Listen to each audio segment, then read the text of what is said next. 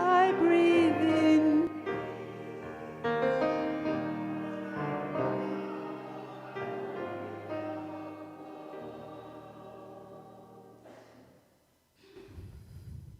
Good morning, everyone. Welcome to morning. Welcome to First Jefferson Unitarian Universalist Church in Fort Worth, Texas. My name is Lori McKitka, and our speaker this morning is our own Reverend Annie Foerster. And good morning to those in the room and those friends that we meet online. And thank you, Lori, for being with me this morning. I know how busy you are, but I also know how important church is to you. You also act as a greeter from time to time, and you've long been a convener of the Women's Alliance. And I understand that you recently joined the Finance Committee, learning to keep the books and write checks. Yes, my good friend Mary Kerwin, who has been doing it for years, said she could use some help. So she has been training me. It's a good group of folks to work with. And this is the time of year people are looking to get involved, and most committees are looking for volunteers. The board's going to be seeking 2 new members for next year. The Religious Exploration Council has been looking for members and teachers, but I think they've already got things going. The Worship Committee and the Membership Committee would like to find some supporters, and the Nominating Committee is seeking 1 or 2 new folks to come on board. And I'm sure there are other things going on for you all to do. It is a good time to volunteer because you can choose an area of the church that interests you. And if you don't, you could be voluntold. Come with me. I have a job for you. I hope we're not that assertive, but it is a good way to get to know people, and to find interest you might not know you had. And it's what keeps this place alive, that's for sure. What's going on this week and beyond? Do you know, Lori? Yes. A board meeting today and an RE committee meeting. Next week, a council meeting where all the committees come together to discuss the future. Next month, the congregational meeting. Check your newsletter and the weekly update for the latest calendared events. Always a good idea, even when things are slow. But, while things are going on outside Sunday, let's get Sunday started. Let's begin our worship this morning with music from Marisha Bresnev.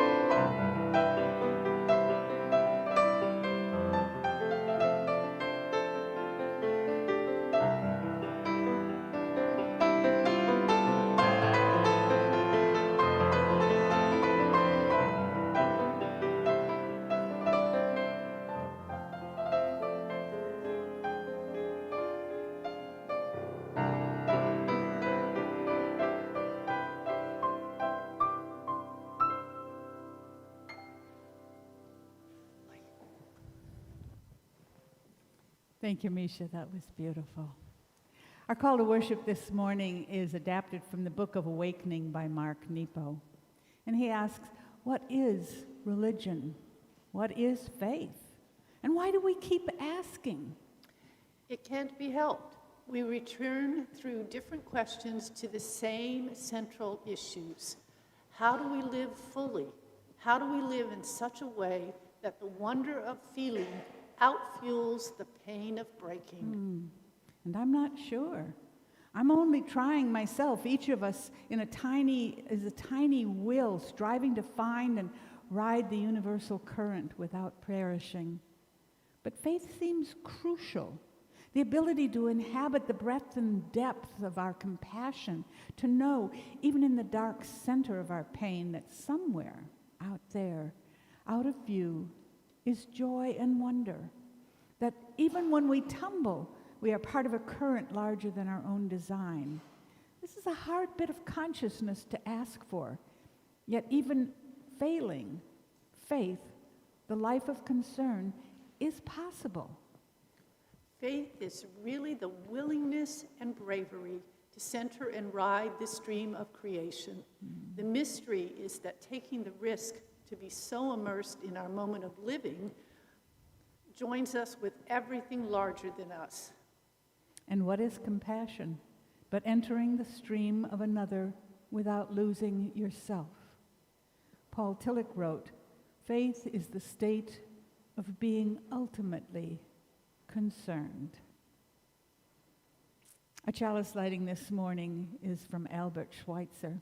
Lori, will you light the chalice as I speak? At times, he said, our own light goes out and is rekindled by a spark from another person. Each of us has cause to think with deep gratitude of those who have lighted the flame within us.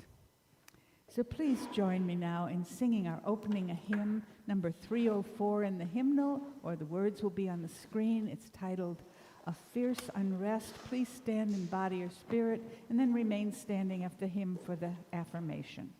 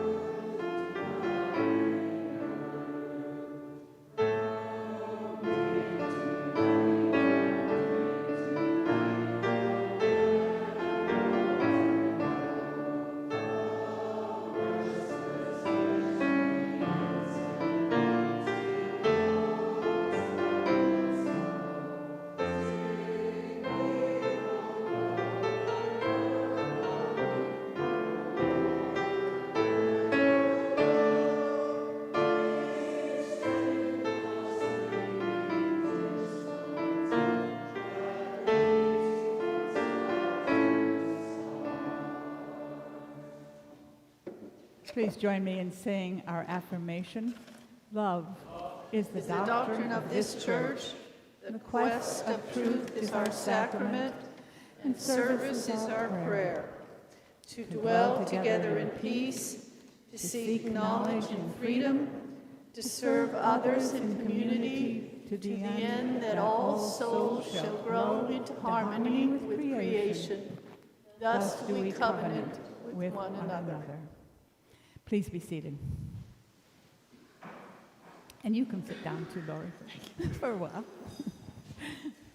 Most of the world's religions are eager to tell their followers and their detractors what faith is and should be and how to manifest it. But Unitarian Universalists seem to leave it up to the individual.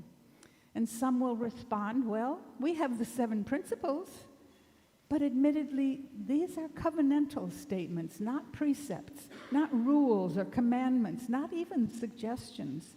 And they say nothing about how we can live fully, how to grieve loss, how to know yourself, how to recover from disappointment, or how to die.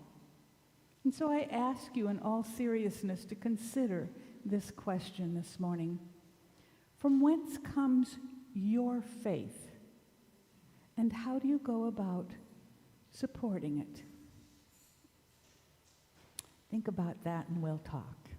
The story for all ages this morning is called A Place in the Cosmos and was written by Erica Hewitt, and Lori is going to read it for us. We humans have always looked up at the stars, wondering about them, and even told stories about them. During the many thousands of years that human beings have been looking at the stars, we've changed our understanding of what the universe looks like and how it works. More than 500 years ago, a man named Nicholas Copernicus was born in Poland. He watched the stars and planets and used his observations to come up with a pretty unique and at times upsetting idea. In his day, most people thought that the Earth was at the center of the universe. They also thought that the stars were little holes in a glass ball around the planet. Copernicus thought, what if the universe doesn't move around the Earth? What if the Earth is actually a planet circling the sun? He wrote a book about this idea, which wasn't popular. If he hadn't died soon after writing it, it's possible he would have been put in jail for his outrageous ideas. Today, we know that Copernicus was right. Our planet Earth circles the sun, which is a star. It took a long, long time, hundreds of years, for people to finally believe this and to stop saying that the Earth was the center of the universe.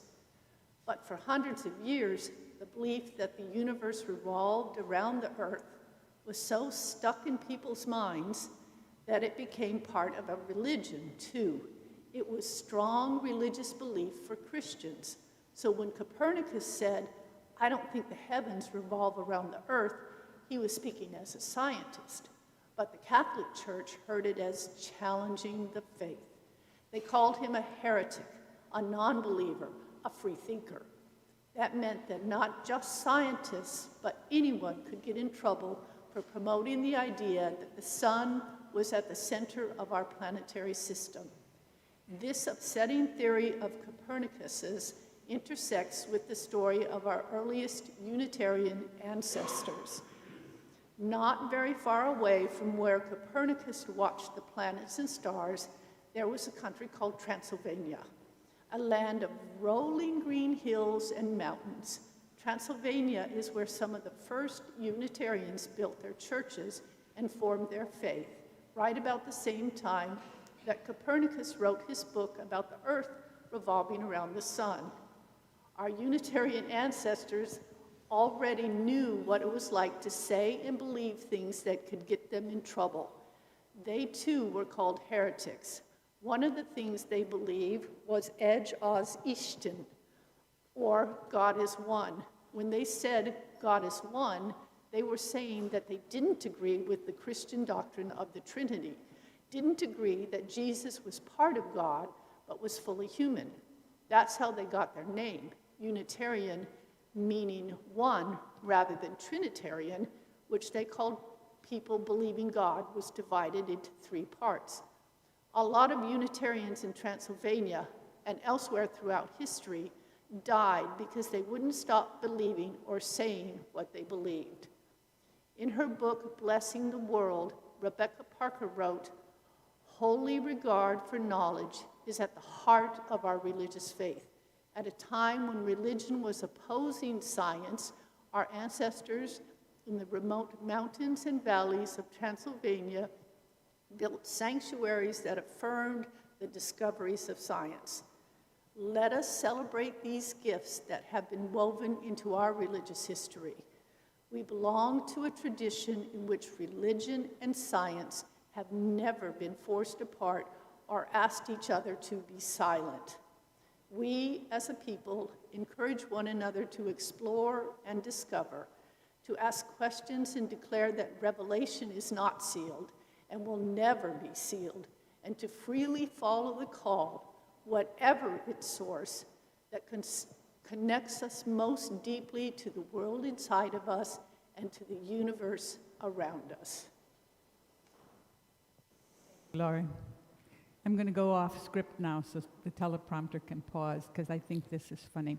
I usually talk with Carl about what the cover of the order of service will be, and we made several suggestions, and he came up, chose this one. And when I looked at it, I thought, it's important to let you know that we don't believe that all world religions revolve around Unitarianism. What this means is that Unitarian Universalism looks at all major religions and doesn't say we have the only answer. I thought that was important to explain. Okay. The worship committee and the music committee and I keep talking about how to introduce new hymns to the congregation that you might not have sung before. So I asked our acting choir director, Michael Newen, you can come up, Michael, if you wish, and if he would help us learn a new tune from time to time, and he said, of course. I love this about him. Today he's going to help you sing a verse or two of the hymn that we will be singing to close our service this morning. So pay attention to Michael and sing along. Hi, I'm Michael. So the hymn we're going to be learning today is Color and Fragrance. It's going to be page 70 in the hymnal, but we're changing one of the words. Instead of God's love, or it's going to be God's vision, it's going to be love's vision instead. And this is how it goes.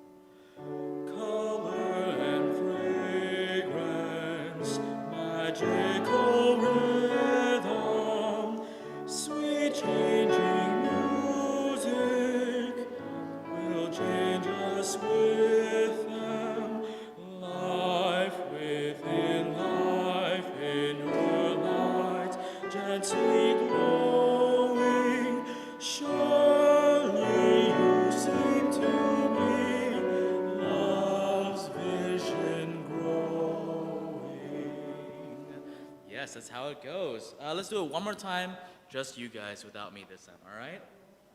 Yeah. Ready, and go.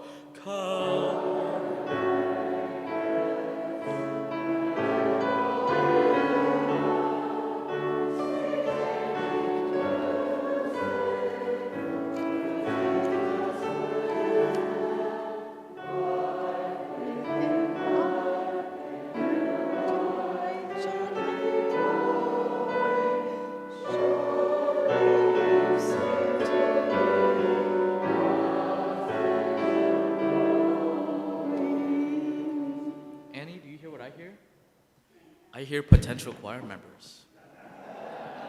If you're interested in joining choir, come talk to me, 'cause we would love to have more members. Thank you. Down. Okay, Yeah. thank you. I need to put that in the script, don't I? So, religion and spirituality. setting the stage for spiritual but not religious. You know, I can't count how many times I've heard Unitarian Universalists fall back on that phrase when challenged to describe their faith. I'm spiritual, but I'm not religious. And I have to admit that I've used it myself when assuring potential brides and grooms who turned away from their own religious upbringing that I can provide a wedding service that will satisfy their still believing parents. It is true that many Unitarian Universalists, Dale? Thank you. Many Unitarian Universalists are come-outers. People who were raised Catholic or Protestant, but who were wounded or disappointed by the particular doctrine under which they were taught about life. And they said, no more of that. I can no longer believe. And hey, I'm one of them, a former Presbyterian who was told that I asked too many questions and didn't have enough faith. But many people, when they discard a doctrine or a dogma of a particular set of beliefs, also decide to abandon all language associated with it. Words like prayer, or God, or grace, or holy, even the word religion itself. But I have to ask, how do we answer the questions about our own faith if we limit the language we can use to respond?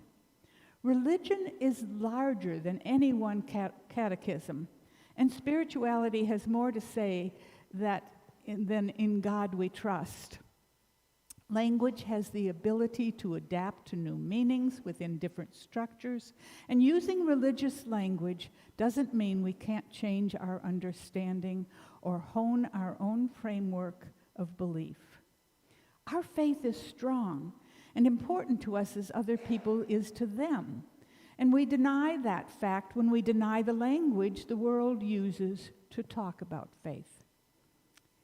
So Mary Rose O'Reilly, in her spiritual autobiography titled The Barn at the End of the World, The Apprenticeship of a Quaker Buddhist Shepherd, said it's helpful to come again to your own religion after you have filtered it through some radically different sets of beliefs. Beliefs, in fact, she wrote, are what then come into question. Religious phenomena remains constant, but the metaphors change. That's what beliefs are, metaphors we have created when something happens. We name them, then we build a hypothetical framework around them, and then we call the metaphors, the beliefs, the truth. And ultimately, she reasons, we call this particular set of metaphors a religion. I came across the book shortly after it was published in the year 2000. I was already 15 years into my own ministry, and O'Reilly, I found, was saying some of the things I'd been struggling to put into coherency in my own faith and preaching. She had been raised in the Roman Catholic Church, and she became a novitiate at 18, as had been expected of her, but then she dropped out after only 2 years as a troubled non-believer. So she went on to college, and there she discovered a Quaker congregation, and she joined it. She had not given up on the Catholic teachings when she decided the nunnery was not for her, but she found she was able to put them in order more clearly among the quiet and peaceful Quakers. And then, still open-minded, or perhaps still searching, she discovered Buddhist meditation and the multitude of spiritual practices that went with it. She continued the process of filtering her beliefs rather than rejecting them. And she found that narrow places between the hard and fast religious rules of two different faith systems tended to be places where you could find their soft edges. And the rules of faith became more malleable, more acceptable to her, more open to exploration when she looked at them side by side. And she found, surprisingly enough, that speaking 3 religious languages gave her a broader understanding of their teachings, as well as of herself. And finally, in middle age, after she had become an English teacher, she took time off from that job to examine what she had learned about herself. She took a job in a sheep barn because she found that physical work, hard labor, gave her a new way to process all these internal ideas she was having. She explains it like this. When you work with elemental creatures and machinery, your ideas quiet down. This is good because mental constructions obscure a lot of what we were put on earth to see and feel. The precise hang of a star, for instance, the full heft of one's own body, the curious striations in a rabbit's fur that, when distributed in miraculous order across the sweep of the animal, account for his subtle coloration and camouflage. Those are the important things, she discovered. So O'Reilly brought to her spiritual journey not only her own thoughts and the teachings of 3 different faiths, but then she called upon others who had struggled with many of the same questions she had about religion and spirituality. For instance, she listened to the works of Greek poet Olga Brumas, who wrote, "The body is simply that part of the soul perceptible by the 5 senses."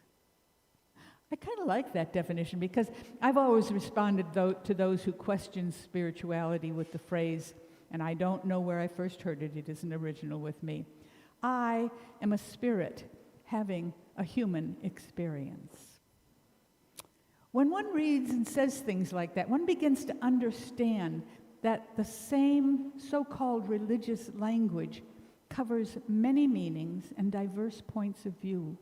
Soul and spirit, which cannot be detected by scientific means, can still be experienced and spoken about.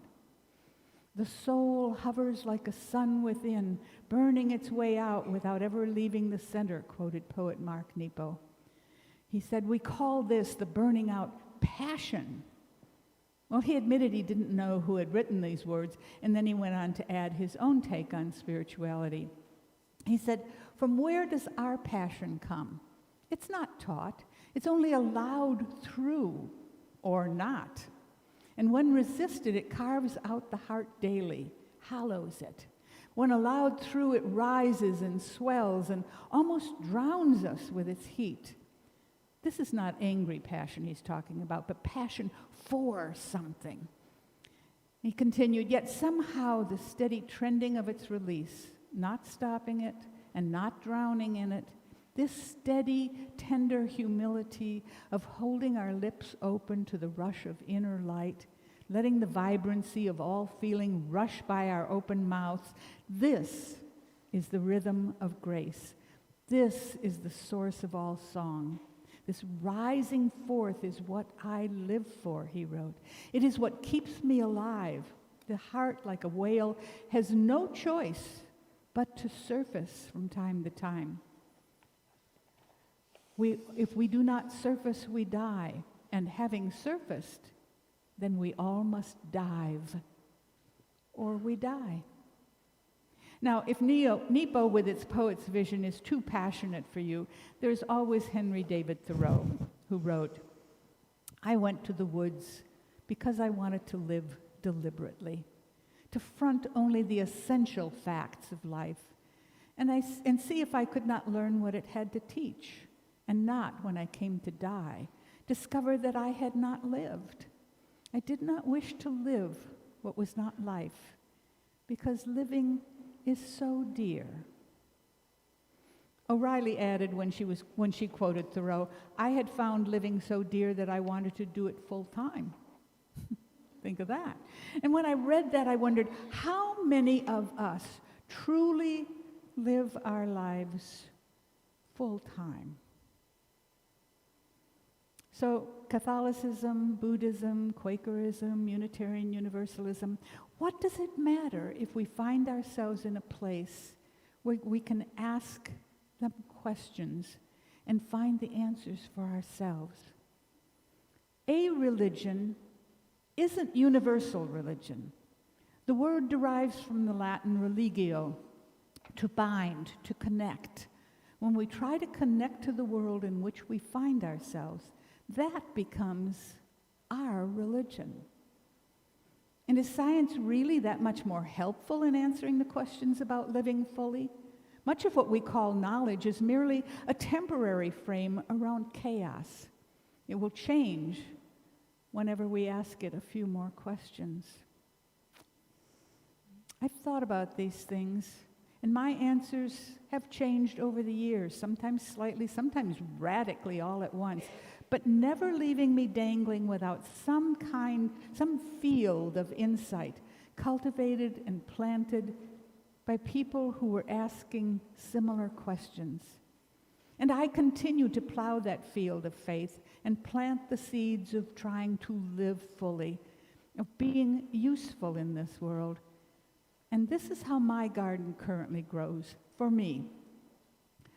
Religion is about constructing the paths to finding your way through this difficult world. And spirituality is for finding the difficult way into yourself. Think about that while Lori talks to you.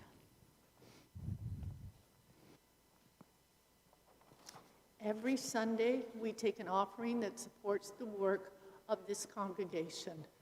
We do so not because we must, but because we can. When settlers arrived here from Europe and Asia, they were used to churches being a part of the state, their financial support collected like taxes. No one was exempt. But here we decided there would be no state churches, no mandatory financial support. Each congregation was allowed and encouraged to seek their own support. Separation of church and state, freedom of religion, and, if you wish, from religion. As we share our individual bounties with the congregation, we also share with organizations outside our walls to support the work they do. This quarter, we are sharing the plate. Any donation not marked for your pledge with East Side Community Assistance, which provides a food bank and clothing exchange, as well as partnering with Don't Forget to Feed Us, collecting pet food for those unable to support their pets during these difficult times. As the greeters pass among you, please be generous.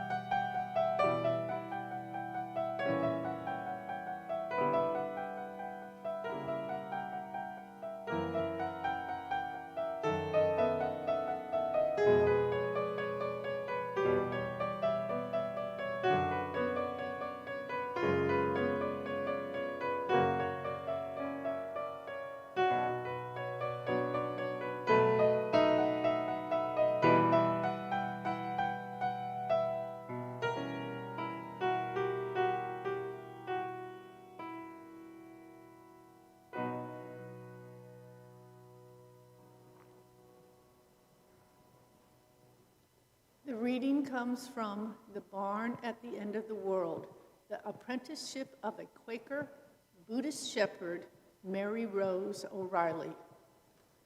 I would not say that I am looking for God, or I am not looking for God precisely. I am not seeking the God I learned about as a Catholic child, as an 18-year-old novice in a religious community, as an agnostic graduate student. But who cares about my disguises or gods? Like so many of my generation in graduate school, I had turned to literature as a kind of substitute for formal religion, which no longer fed my soul, or for therapy, which I could not afford. Every book that I care to read or write is a book about the texture of being alive. I used to feel quite comfortable among the Guatemalan Indians who went to Mass on Sunday, then burned offerings to the Mayan gods on the church steps. It made sense to me. My religious nature is omnivorous. Lots of people fear spirituality because they think it incompatible with natural happiness. They think surrender to God will take something precious away from them. It's no wonder they think this, of course. Many religious practices violate our instinctive wisdom.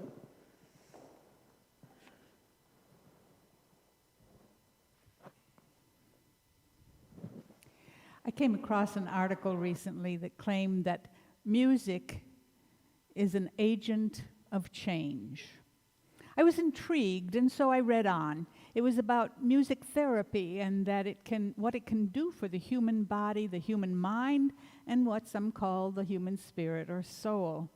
And the choir is about to burst into song and make this claim come true with your help. So I want to invite you to open your minds to this possibility of music changing you, the possibility that music is indeed an agent of change. Now, I do not ask you to let it change your beliefs. Oh my, no. But I ask that you, for just this one moment of experiment and experience, suspend your disbeliefs and listen with an open heart. Now, our guides this morning are going to be Bobby McFerrin, the Hebrew Bible, and Chief Seattle. And I warn you, as the choir begins to come forward, hold your applause, because when you think we're finished, we may not be finished.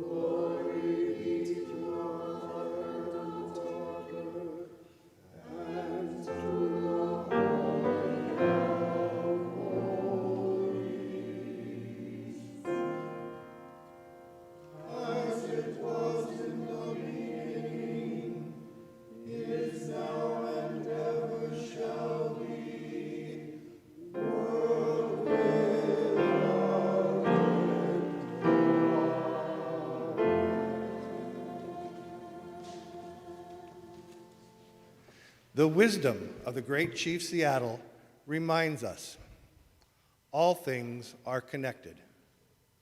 Whatever befalls the earth befalls the children of the earth.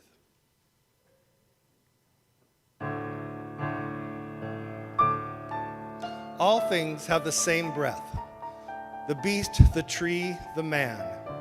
The air shares its spirit with all the life it supports. We did not weave the web of life. We are merely a strand in it. Whatever we do to the web, we do to ourselves. This we know.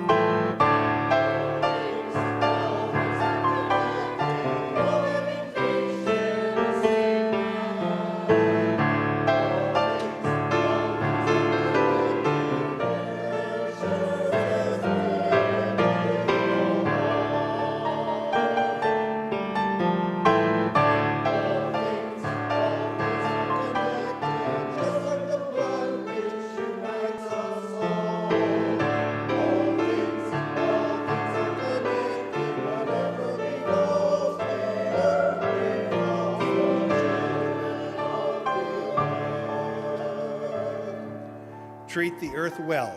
It was not given to you by your parents. It was loaned to you by your children. We do not inherit the earth from our ancestors. We borrow it from our children.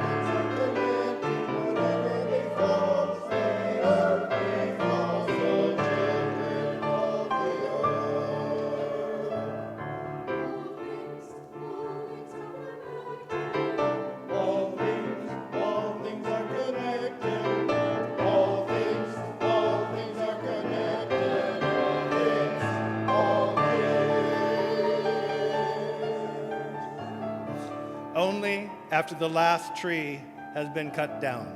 Only after the last river has been poisoned. Only after the last fish has been caught. Only then do we find that money cannot be eaten.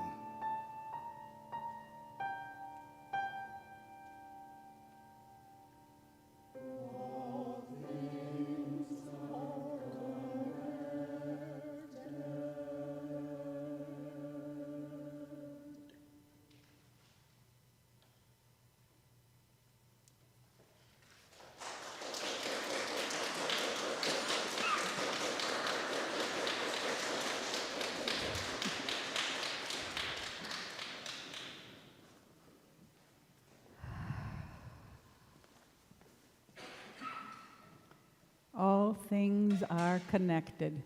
That's about the interdependent web, isn't it?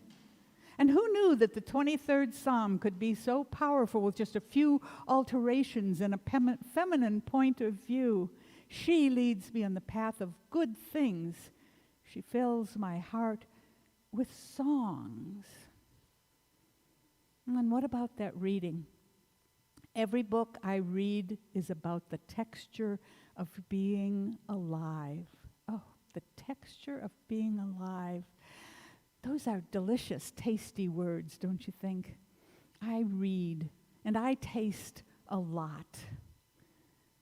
Novels let me know about the texture of lives I will never be able to live. Rough or smooth, stiff or pliable, drab or colorful. And religious texts are where I find recipes for how to create a new texture, perhaps, that I haven't yet experienced. And I call them recipes because if you don't have the called for ingredient in your spiritual pantry, you can always substitute and thereby make the recipe your own, just like you do in the kitchen. Now, scientific journals offer textures as well, but much like religious texts, they suggest theirs is the only texture to pay attention to.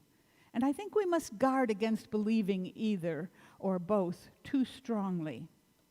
So taste your words before repeating them. You know, when we used to teach the new UU classes to new members, one of the first things we asked them was to make a map of their spiritual journey. I think the classes are taught differently now, but I missed that. We asked that you look back on what you were first told about religion, about the world, about your spirit, then where you began to ask questions or to hear someone else ask questions that couldn't be answered by those original stories. And we asked, what did you do? Where did you run? How did you feel? Where did you find something to comfort you? How did you connect? Religio, that's the derivation of religion, to connect. The purpose of the spiritual maps was not only to help you discover your current position on the journey, but by sharing your story with others, helped you to realize you were not the only one on this seemingly mapless road. It connected you to others in the same quandary, or it helped you discover new ways of asking and answering the bothersome questions of life. I loved the discussions that followed. I think we ought to do that again, not just with new members, but all of us. Tell me your spiritual journey, and I'll tell you mine. I think that would be fun. Now, some of you, when asked about your religious beliefs, point to the 7 principles, and yet I continue to insist that the 7 principles are covenant and not religious teachings. They are noble, they are righteous, they are grounding. They describe who we want to be, but they do not tell us how to get out of the fearsome forest or the dark woods or the sand trap just at the edge of the green. They do not tell us how and where to make a U-turn when we find ourselves on a one-way street going nowhere. They do not show us how to face our own inevitable deaths. They assume we are all grown-ups with all the answers all the time. And the truth is, we aren't. I joined the Unitarian Church, and it was before the merger, and I didn't even yet know about Universalism. I joined because I had read somewhere that they incorporated their doubts into their faith. Oh, the doubts. If they don't get you during the day, they will occupy your dreams. So I find myself joining a place where I could admit to my doubts without shame or censure, where I could explore possible ways to relieve them through connecting with other persons, with other ideas, with a little experimenting and a lot of mutual acceptance and generous sprinkling of hugs and potlucks. Hugs and potlucks are a large part of my religious faith. It is both our strength and our weakness that we expect one another to find our own beliefs, our own power in naming our faith. As Unitarians, we will never be a religion for everyone in the world because we demand that individualism of which many are incapable. Possibly as Universalists, we might found a universal faith, but we aren't there yet. And the best thing that we can do is to keep saying, connect, only connect. The best we can do is to keep repeating George Odell's wisdom. We need one another.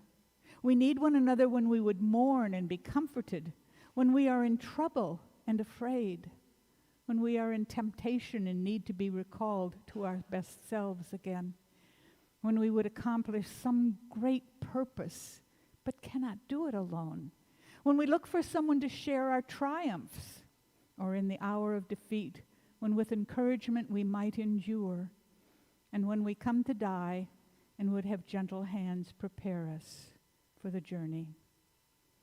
So the best we can do in strengthening our religious faith is to keep asking and to keep answering. From whence comes your faith, and how do you support it? I have more to say, but let's now pause for a communion of names and milestones. This is something that we do every Sunday to tell the stories that live in this community. This book is put in the entryway for you to share your stories with the congregation if you wish. And today, there are no stories, but someone wrote, "No bad news is good news." But I have stories that I know about that I want to share. First, the Name Change Committee wants to make sure that all in the congregation have the information they need to take the first vote on whether or not we will be changing the name of the church. This vote is scheduled for the congregational meeting on November 21st and is another great reason for you to attend the meeting, because we want to have a strong quorum to make this important decision. The members of the committee are Roz Hunter, Joe Burnham, Mary Kerwin, Paul Shatman, and Peggy Portman. Committee members, if you're here, would you please stand and be recognized? Talk to these people. They are happy to answer any questions you might have about how we went into a possible name change, why we're voting on it, what we're going to do next, how it's going to happen. So don't hesitate to let them know what you are thinking. Thank you. The other story that I have to share with you is, you might remember that we had asked NTUC for money to support our religious education program, and last month Daniel Polk came and gave us a check for the religious education program for the next 3 years. We also asked for money to support our music program, and I have heard nothing, I haven't heard from Daniel. And yesterday I got a text that said, "You want to hear some good news?" And I texted back, "Yes." And he said, "You got your music grant."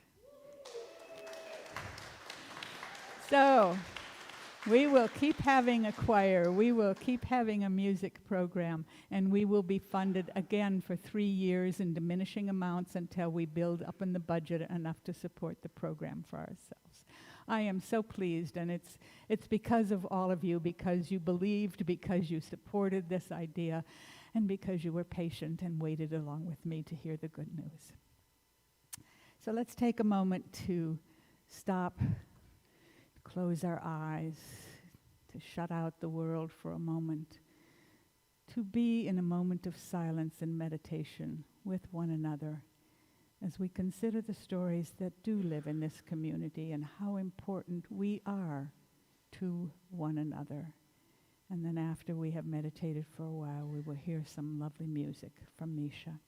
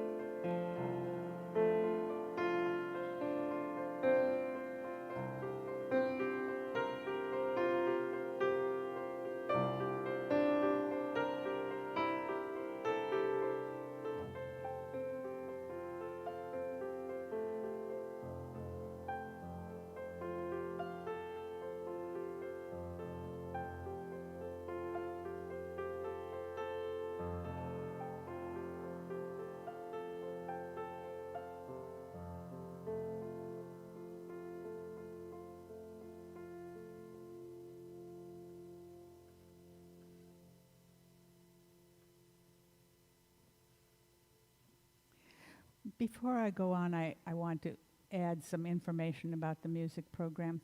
This money that we've gotten that we're going to build into our budget not only pays the salary of a choir director, but we finally gave Misha a raise that he deserved a long time ago, yes. And it pays for things like tuning the pianos, things like that you don't even think about when you think music program. So I'm really happy about that. Okay, finding your way into yourself. Would it be too radical to suggest that we all should write our own spiritual autobiographies? And the radical part of that question would be my saying should, because I've suggested it before. I suggested it strongly by offering a class in journal writing, and many of you attended. And that's how Mary Rose O'Reilly wrote her spiritual autobiography, by keeping a journal daily. It's also how Ralph Waldo Emerson wrote his and created his sermons when he was a Unitarian minister, and his essays when he was a lecturer on the Lyceum circuit.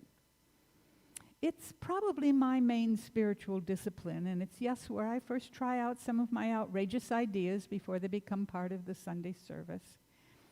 But it is, I know, not for everyone, so I retract the should. But it remains a suggestion. But spiritual discipline, that's another thing. We should all have one, and I'll tell you why. They can take many guises. They can take different directions, different explorations. O'Reilly took to Buddhism not for the precepts, not for the rules of living, but for the meditation, a big part of the spiritual discipline of that faith. She wanted to find out who she was, not who her Catholic upbringing had told her she should be. And so she decided that, in her own words, living in contemporary culture forces us to take on layers and layers of false personality. Mirrors are everywhere, and we learn always to be posing. We grow a kind of shell or carapace over the real person in order to go out and find jobs or mates. And not only are religious people not immune from this pressure, they are under extra compulsion to demonstrate a suave social manner, an exemplary marriage, a perpetual, sweet-suffering Jesus smile. And she discovered that wasn't who she was. She wanted to go inward to find herself. And she discovered, like most people do, that meditation is not as easy as it sounds. It is a discipline. It requires that you sit in silence when your mind won't shut up. It requires that you stay still when your body wants to take you anywhere else but where you've put it. I know because I've explored that discipline as well. It can be brutal. And it can be very, very comforting. It offers a way of sorts, a way to discard the false shells and carapaces, a way to come to like, maybe even love, yourself. But there are other ways as well. Reading comes to mind again. Secondhand spiritualism is better than none at all. I'm also a proponent of the one-word exploration, and I'll tell you how it works. You choose a value word that means something to you. You choose a period of time that suits you, and you try to live into it, into this word, this value. The word is one you would admire if it described you. My current word is compassion. And I'll tell you, I employ it mostly to temper aggression and anger, to avoid rudeness. And I'll give you an example. When a driver cuts me off on the road, for instance, and my immediate reaction is to blow my horn or raise the finger, I try to summon compassion by telling myself his possible story. He's late for a very important interview that will change his life for the better.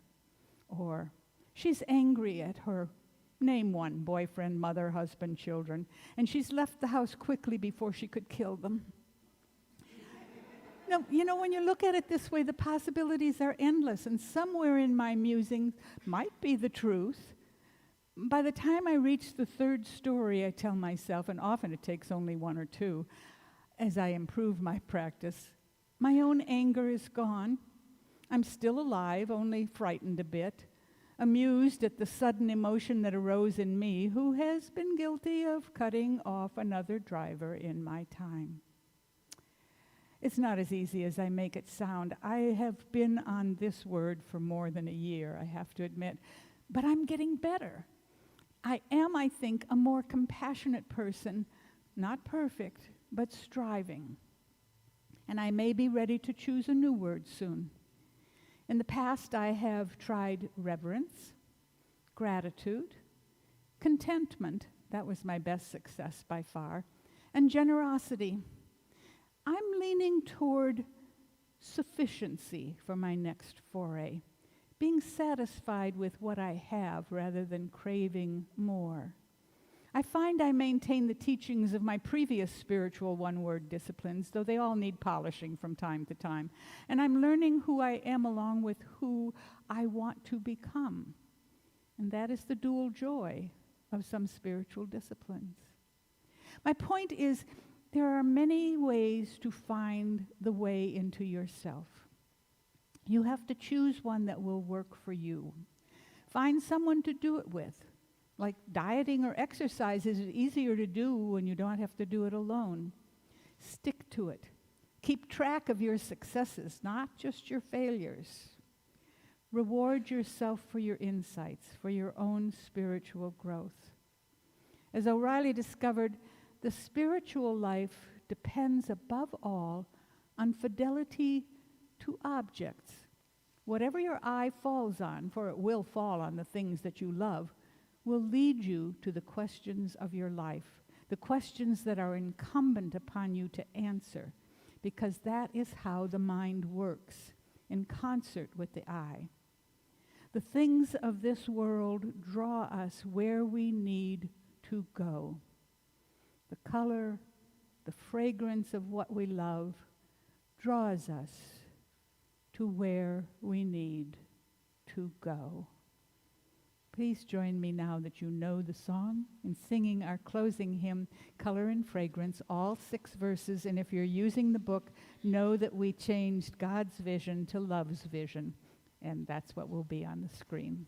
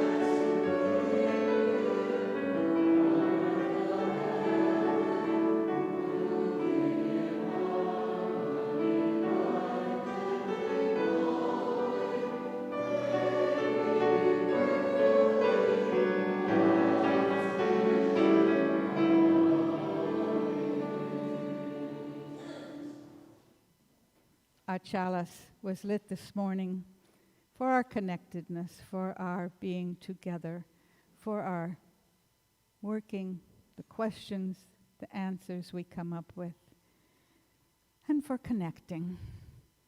As we leave this place, we still are connected to one another in our hearts and our minds as we take the light of our chalice with us. I invite you to stay for coffee and conversation. I think Colleen and Connie brought food for us to nibble on today. The board meeting is at 1 o'clock. If you need to talk with the board, you are welcome to visit. In the meantime, we receive fragments of holiness, glimpses of eternity, brief moments of insight.